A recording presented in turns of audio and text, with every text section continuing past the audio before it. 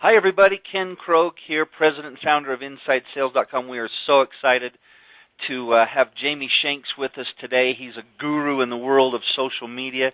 He's the managing partner of Sales for Life, one of my good friends, one of the leading social selling experts. In fact, he's personally built social selling training programs in several gigantic industries, working from startups to Fortune 500 companies. He and I have already worked together on a webinar. We've done an ebook that's doing really well, 42 LinkedIn tips, and we've met at several shows. Whenever Jamie speaks, I like to sit in the audience and listen, so don't miss this one. Sales for Life trains sales and marketing departments on social selling, being great at one main thing. They help your sales teams create sales qualified leads using LinkedIn, Twitter, and other social media tools.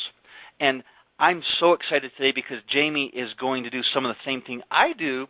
He's going to give away a lot of corporate secrets. He's going to share his competitive playbook on social selling. So here you go, Jamie. Take it from here, would you? Ken, I greatly appreciate the opportunity. I mean, where else can you do an event like this? I'm sitting in my board shorts, dock of the cottage, about an hour north of Toronto. This is absolutely amazing. And as Ken was just mentioning, the way that I see this is I want to be able to help the sales community understand how they can use LinkedIn and Hootsuite for competitive intelligence. But before we get there, it's really, really important to understand why your team would want to set something like this up. I want you to look at your existing sales force right now. And unfortunately, this is the way that a lot of sales reps are feeling. They feel that they're scratching and clawing their way for deals. Every single month, their lead generation machine feels like it's at the bottom or starting from zero. They don't necessarily feel that they have a perpetual machine. And so as they're going through this process, every once in a while they'll hear about a deal that they lost. And they wonder, where did this deal come from? How did our competitor win this? And they wonder, like, how was it unearthed? And it's a real growing problem because you just never know how your competitor's getting in the door. But what I want you to understand, and this is a fundamental truth that has been happening in the world of B2B sales, anywhere between 57% and 70% of the buying process is done before your sales reps get involved. Before they pick up that phone, the buyer has begun their due diligence process. And they're not making that decision on their own. They're buying in committee. You need to understand this and why it's important. Because right now, you could be losing deals to your competitors long before your sales rep even picks up the phone for the first time and kickstart a conversation. Right now, your buyers are learning and discovering with or without you. And so I pose one very fundamental question to you. How are you going to pick up your competitors' social breadcrumbs? Because right now, your competitors, they're connecting, they're talking, they're developing relationships with the clients and the accounts that you want to get into, and you have a real opportunity to snag some of this information and use it for your own sales arsenal. So I have this saying, and it's pretty simple. If you can't be first to a deal, at least be smarter than your competition. And so I'm going to show you exactly how you're going to do this. Here's step number one. Step number one is I want you to go to a website. It used to be integrated right into LinkedIn, but now it's a separate URL. I want you to type this in, www.linkedin.com/signal. What you have here is the world's largest media monitoring site built right into LinkedIn. And when I mean world's largest, I meant most powerful for B2B sales professionals. But here's how you set up this process. What I want you to do is on a sheet of paper, I want you to write down your competitors. First, write down their names. Now I want you to write down the type of sales reps that they have at their organization. So some organizations have inside sales reps or ICRs or lead generators or whatever they want to call them. Some have account managers. Some have quota-carrying sales reps. But what I would like you to do is start breaking down your competitors. So write those 5 or 10 competitors down. Break down the types of reps they have. And on the next slide, you're going to see, well, what are you looking for? So if they have a team of lead generators, let's think about this logically. And I'm going to show you within LinkedIn Signal exactly how this works. But lead generators, by their nature, are connecting with people very early on in the buying process. So if you start monitoring your competitors, who the lead generators are connecting with potential clients, that means that they're starting relationships fairly early on in the buying process, and there may be an opportunity to get in there while you still can. Now, what if it's a quota-carrying sales rep? Well, depending on their seniority, that could be in the demo phase, in the proposal phase. Your window starts to shrink depending on their seniority, and especially if it gets to someone like the sales engineer who you're monitoring. If that sales engineer is now connecting with people, you can almost guarantee that they are doing demos, proposals, and they are walking down the back half of that sales process. And by the time it hits the account manager, the type of insight you're looking for is the fact that this is an existing client of your competitors. And now you can plan how you're going to oust the competitor and how you're going to steal them away. So what I want you to do is I want you to use LinkedIn Signal. And here's how you're going to use it. There's a tab in LinkedIn Signal called Company. And I want you to search one of your competitors. Okay? And if you are connected in a first degree to anyone at that organization, well then, by going to the bottom under Update Type, you can then see every person that they're connecting to in real time. It'll give you a 14-day snapshot as to what you're looking for. So here's a screenshot as an example. This is a fixed interest competitor to us, but I'm showing as an example. This is the CEO of this organization and his sales reps. I can see who they're connecting to in real time. It happens that this particular company does share a particular buyer persona with us, which is VPs of sales. Now start multiplying this amongst your sales reps. Imagine you looked at your own current sales reps who used to work at your competitors, who have friends at your competitors.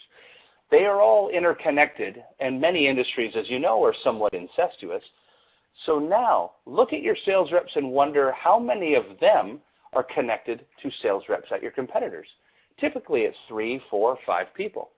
So if you start multiplying this, you all have the ability, if you worked as a team, to start monitoring your competitors and understanding who are they connecting to. Well, you could go it even a step further. And I feel anybody that has LinkedIn Navigator, which has a tool within it called Team Link, you're one step ahead. You have an unbelievable tool in your hands, but many times you don't realize what you have. See, the reason LinkedIn Team Link was developed was for social proximity. So the way that it works is you would look up a prospect, and let's say it's Walmart, and you're looking up a particular person that works at Walmart.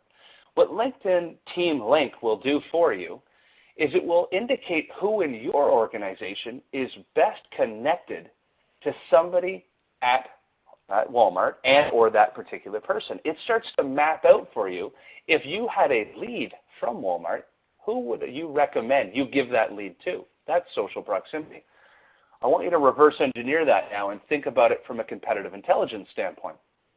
I want you to look up a sales rep at your competitor using Team Link, and it will start to map out for you who in your organization is actually connected to that person. Now it will become that person's responsibility to monitor your competitive sales rep. Team Link will do all the homework for you. It will build your competitive network and landscape for you. So you can even take this one step further. And the mobile, and this is a screenshot of my mobile device. I happen to use a Samsung Galaxy 3S or something like that, or S3. And if you look at the new LinkedIn mobile app, which by the way is fantastic, there are people that complain about it, but I'm telling you there are more secrets in there than you can imagine. This is an example of one. I want you to look up your competitor. And here's an example of it. I'm looking up my competitor, and then there is a little button below the Call Me Now and the Email Me Now button. There is a recent activity. I want you to open up that recent activity, and it will show you everyone and every activity that they're making, whether they're sharing content, whether they are changing their profile or answering questions on groups. but it will start to amalgamate all the people that they're connecting to, and when you open that up, it will show you over a period of time everyone that they're connecting to. The reason this is valuable is because it's very easy to share information off of a mobile device. On my Samsung, I swipe my fingers over it, and I can email it to anybody. If you're an Apple user, as you know, I think it's like you double-click 2 buttons, and boom, you could share that to a central repository to be able to give that to somebody to build a list and say, these are who my competitors are connecting to. So then how are we going to actually use all this information? Well, we have clients, and just so you understand, we train organizations around the world on social selling, driving business with LinkedIn and Twitter, as Ken mentioned. And this is an example of how our clients would build an internal system. You see, every one of the sales reps on the sales floor are now responsible for monitoring the competitors that they can monitor. There's a button next to the Save button, and it's called Share. It allows you to share this back to yourself in an email, or you could share it to a colleague. The purpose is this, that what you want to do as a team is build a central repository. And every week you're monitoring, who is my competitor connecting to? Are those potential prospects? Are they influencers? Are they people that I want to put onto my spreadsheet, so to speak? And the best teams, the teams that we've worked with that have done this effectively, is they're sharing this, putting it on a spreadsheet every Friday afternoon. And on Monday morning, the sales manager walks around the sales floor with a spreadsheet and says, team, here's the deals we might be losing. I want you to get in these accounts. I want you to call these accounts. There could be a great opportunity here. And they start passing them around. Think about this. These are free leads. These are leads that you can almost certainly guarantee have been kickstarting conversations about a product or service just like yours. And now you have access to this information. Going beyond this, there are other ways of developing competitive intelligence. This is a fantastic one. And actually, it was Kevin Gaither at uSamp that pointed this one out to me. And I have to give him a shout out because this was his idea. What I want you to do is to go onto your competitors' LinkedIn profiles. And as you know, at the bottom of profiles, it shows you, or it's actually connected to their current job role, there's a recommendations button. Well, when you're on the sales rep's recommendation buttons, you're going to see recommendations that they've given and recommendations that they've received. Any active user of LinkedIn has these recommendations, and what it starts to map out for you is a bit of an account management exercise. It shows you recommendations that they're giving and receiving, and many times they're receiving recommendations from other accounts that you may want to get into. So here's an example. Kevin at uSamp started doing this, and what did he notice? That his direct competitor, eRewards, well, sure enough, the sales professionals there were connecting with, recommendations from ConAgra Foods. And if you continue moving forward, Ackland Granger, Michelin Tire, the sales professionals on these teams had recommendations from accounts that made Kevin think, well, it's funny because our competitor eRewards does some things like we do, but there are other services that we offer that actually would be a complement to some of the things that eRewards has helped them with. So now it's not just competitive intelligence, but it's almost like a cross-sell and upsell opportunity. Now it's opened up Kevin's mind to some of the opportunities that might be possible and would be interested in his services. So to refresh that, I want you to go onto the sales reps LinkedIn pages and check out their recommendations. There will be gold. Now step 3. I want you to develop a relationship with Hootsuite. It is an amazing tool. I use it to monitor all my social channels. But here's an example of a client of ours, and this is how they use it for competitive intelligence. They're in the time and attendance space, HR payroll software, highly competitive, filled with multi-million or billion-dollar companies. And it's very, very competitive. I forget the statistic, like something like 1 in 5 companies are currently working or looking for a system like theirs at any given time. So what they do, and their sales team has been doing, is they're monitoring the hashtags of both the competitive events, so their competitor being Kronos, they're monitoring the hashtag of their user conferences. So what they start to monitor is when a user conference is being put on, the first people that start tweeting and talking about the user conference is typically Kronos itself and or its channel partners or influencers or vendors. But as we get closer to the event itself, there are people that start talking about looking forward to seeing you there, and then when the event is actually on, they're talking about what's going on in the event, where do I find the next show. They're trying to connect with people at the show. They monitor these because it's unlocking their buyer persona happens to be VPs of human resources. It unlocks all kinds of VPs of human resources that are in the room looking at time and attendance software. If you go a little bit further with this, now I want you to not just think of user conferences, but I want you to think of conferences in general. I mean, there's a hashtag to this particular event, as you know. There's a hashtag to all kinds of events. And so in my world, as an example, there's the Salesforce.com event. There's the HubSpot events. There's Eloqua. All of these events are attracting my buyer persona, VPs of sales and VPs of marketing, who are coming in and out of that room. And if you can't be at the event, monitor the event because there will be prospects in that room looking for answers, looking for solutions, and now you can capture this information. Here's a great example. This was an event I didn't even know was on. I was busy training earlier on this year, and I noticed Jill Rowley, now at Oracle, who will be speaking later. She happened to be attending this event. And before she attended it, I ended up monitoring this particular hashtag. And I believe it took place in Arizona. And unfortunately, I couldn't be there, so I monitored it. And wouldn't you know, there were all kinds of vice presidents of sales enablement in that room, talking, tweeting, sharing information. Well, it gave me an idea of what kind of VPs of sales enablement would I want to go after. The kind that want to learn, the kind that want to grow. These are the type of people that attend these events. So now I want to go even a step further. And this is the crazy stuff. I showed this at AAISP in Chicago, and it's interesting. Not only can I monitor a hashtag, but I can monitor a room. I can monitor a building. So if you look on your own mobile phone or on your own tablet or computer, there is a geolocator on any iPhone or iPad or what have you. And so what you're able to do is geolocate the particular event itself. So in this instance, I can go into Google, and Google will create a geocode based on the exact location of a particular building.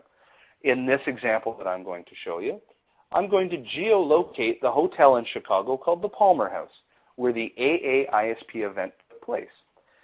What it allows me to do is anybody who has enabled the GPS on their phone, I can see any conversation that's going on within that building. So I want you to think about this. You're going to be at Dreamforce this fall. There are going to be people that are talking about the Dreamforce event while they're at the event, and you'll be monitoring that. But what about those that are in the room that are just using Twitter as a whole? They're all potential prospects. Geolocate the building you're in, and there will be people talking in that room. You will be able to capture that information, and now you have a greater prospecting list. So I really hope that you enjoyed some of these tips. Please use them. You will build a better top of the sales funnel opportunity. If you want to get a hold of me, it's pretty simple.